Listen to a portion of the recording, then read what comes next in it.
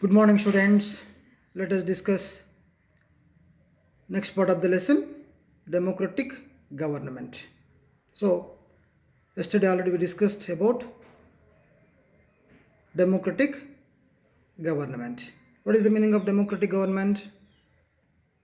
So, in a democratic government, the elected representatives take the decisions and make the laws and implement the rules and regulations on behalf of the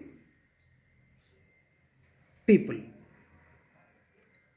Okay, so here these representatives are elected by the people like MLA, MP, Panchayat President, ward members, mayors, corporators. So these are all the examples of the representatives. So these are elected by the people through elections. Okay, so we'll discuss about democratic governments now. So one of the ways to accommodate the views of all kinds of people living in the society and prevent oppressive and unjust forces from controlling the government is the democratic government. So here in a democratic government, so we will consider the views of all the people. Okay, so it is made possible only through electing the people. Okay, India is a democratic country now. Okay, one of the largest democratic country in the world. So in our India, millions of people are living. So the participation by all citizens in taking discussion may lead to countless number of opinions. So we cannot gather at one place. We cannot take the opinions of the all the people to take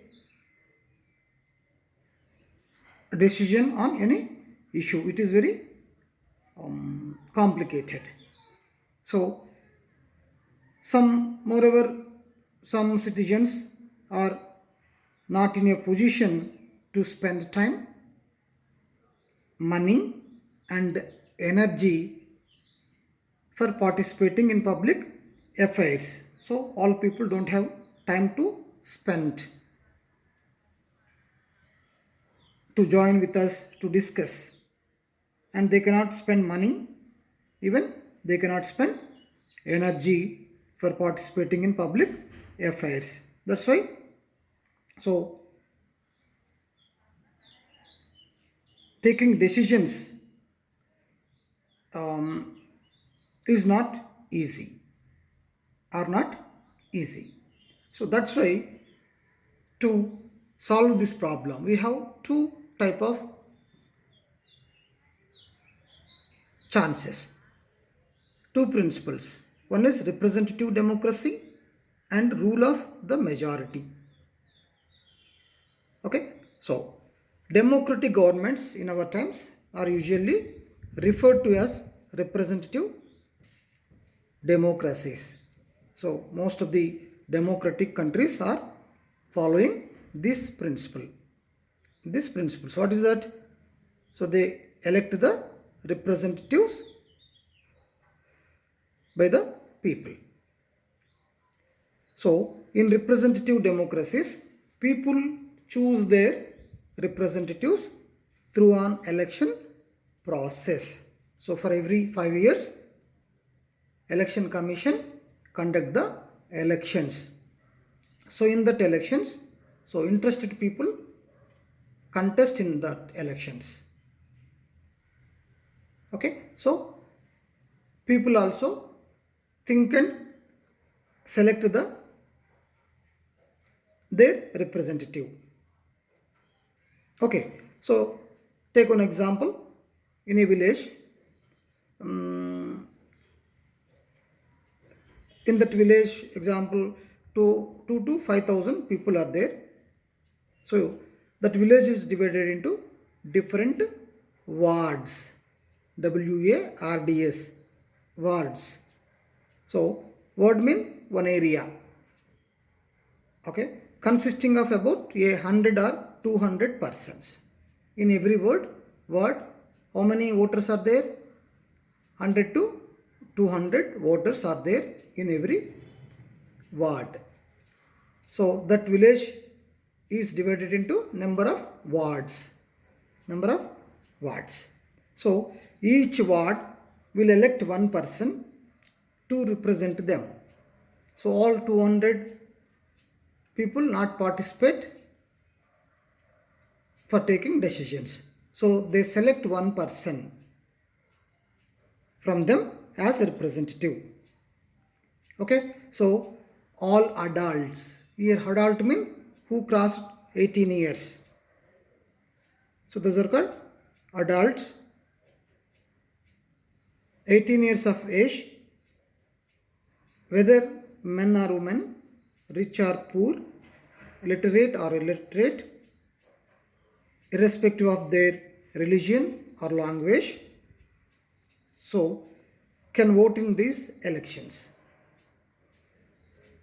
So in our India, so every citizen who crossed 18 years having their voting right. Okay. So in that elections, the person who gets the largest number of votes becomes the representative of the entire group. In the ward level, ward members, those are called ward members. In a state level constituencies, those are called MLAs. Central level, the member who are elected from the constituency, those are called MP, member of parliament. Okay, so these elected representatives meet and make decisions on behalf of the entire population. In the panchayat level, the ward members and the president will meet and make decisions. In the state level, MLAs, CM and ministers will meet and take the decisions. In the central level, Prime Minister, all MPs and ministers will meet and take the decisions on behalf of the entire population. Okay, next. So thus a free and fair elections of representatives is the basis of our democratic system. What is the meaning of free and fair elections? So at the time of elections, the people should not be forced to vote in a particular party, Okay, so that is the meaning of free and fair elections. Okay, next. The representatives are elected for a fixed period, usually for 5 years. For every 5 years, the elections are conducted. So after that, fresh elections are conducted and people elect their representatives once again.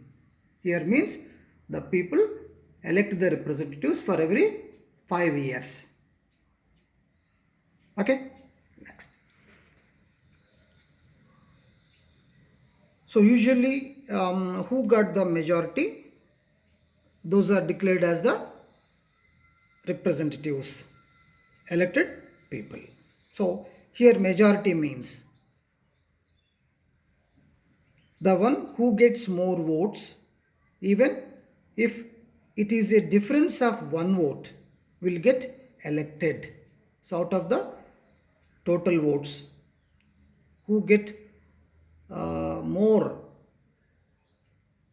votes, those are considered as elected people. those who voted for the other candidates will have to accept this and abide by the decision of the majority. Okay, so at the time of state level elections, so out of 100 who are getting 35 to 36% of votes, those are forming their government. Okay, not 100% people are accepting that government, only up to 35 to 40% people only accepting the every government at the time of elections. Okay, so similarly most decisions of the elected representatives are validated based on the same principles of majority. So if a decision is supported by more than half of the members, it will be implemented. So at the time of preparing laws, at the time of taking decisions by the representative, so they follow the same principle. Same principle. So if the majority representatives are accepted, then only the decision will be passed and implemented. So take one example. If there are 20 members in a village panchayat and a proposal is supported by a just 11 persons. So example, so in that village, how many ward members are there? 20 ward members were elected. Okay, so and proposal is supported by just 11 persons and more than 50%. So what is the 50% in 20 members? 10 members, 50 means 10 members. So more than 10 means 11, 12, 13, 14, 15. Here 11 persons are accepted. Means more than 50% in that panchayati ward members supported the decision. So it will be passed and implemented even if 9 members opposed it. So that is the meaning of democracy. In democracy, if more than 50% people should be accept any decision. Okay. Next. So here 9 we are not considering the views of 9 people. Okay, next. Checks on elected representatives. So in a democracy, so the elected people should follow the rules and regulations which are written in the constituency. They should follow the some rules and regulations and some certain principles which are stated in the constitution of the country. So what is the meaning of constitution? So we have one book of rules. Book of rules, that is called constitution. So every representative, every government should follow the principles which are stated in the constitution. If they go against these principles or procedures, the court can disallow the decisions. If the elected representatives, if they not follow the principles of constitution, then court will be interfere into that issues and court will disallow their decisions. So those who disagree with the elected representatives can freely express their views and criticizes their actions. So if any government or elected representatives did any laws against the public, then either other elected representatives or common people also criticize their actions through conducting the meetings, TV, or through newspapers. We can oppose or we can criticize their actions. Okay, next, equality and democracy. So, democracy requires that all people, men and women, literate and illiterate, rich and poor, beggars and officers, spare some time to understand public matters. So, this is more important. In democratic government, people, every person should have the awareness about the democracy, and they should spend some time to understand the public matters, means what the laws are framed by the our governments and which type of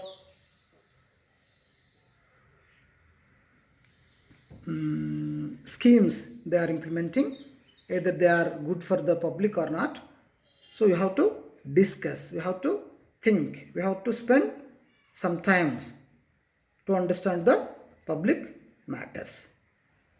So it is more important. If the elected representatives doing actions against the people, then in the next elections the people don't elect them again. Okay, so that's why they have to spend some time to understand the democratic government. So unfortunately this is not always completely possible in most of the countries. So why? Because so many people do not have even the minimum education, so they cannot understand what is going on in their country, and they are unable to read the newspapers, they are unable to understand the things happening in the state or country, and most of the people not using the Right to Information Act effectively to check the functioning of different systems. So we have one right, that is the Right to Information Act. If you want to know any information in any department or any project, we can apply to know the information under Right to Information Act. Okay, so but we are not using that right. Many people, especially women and poor, not participating in these matters. Why? Because they don't have time or facility to take part in these public matters. So they